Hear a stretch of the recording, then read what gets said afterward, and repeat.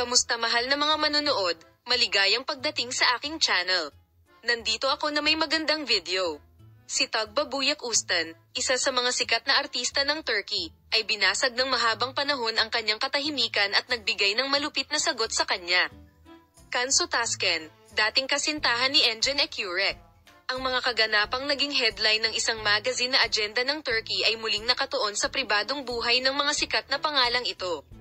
Ang kwento ng pag-ibig ng babae ay nakakuha ng malaking atensyon ng media sa nakaraan.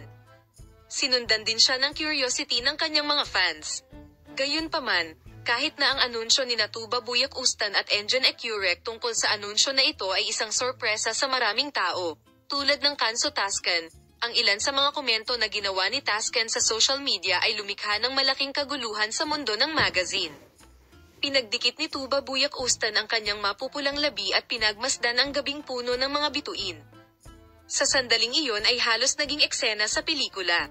Nanatiling tahimik si Engin Ekurek sa tabi ni Tugba.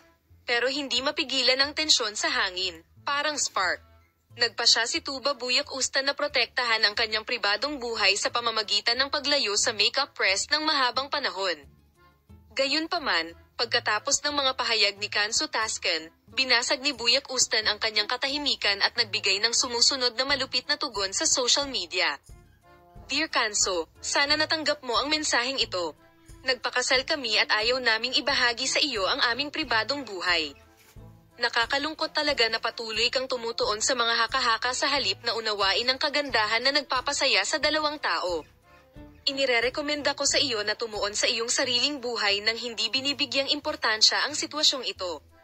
Kahit na ang pribadong buhay ni Tugba Buyak Ustan ay hiniling na igalang sa tugon na ito ay isang bagay ng pag-usisa kung ano ang magiging reaksyon ni Cansu Tasken sa sitwasyong iyon. Habang umiikot ang mundo ng magazine sa relasyon ng tatlong ito, inimbestigahan din ng kanilang mga tagahanga ang mga detalye sa paksa.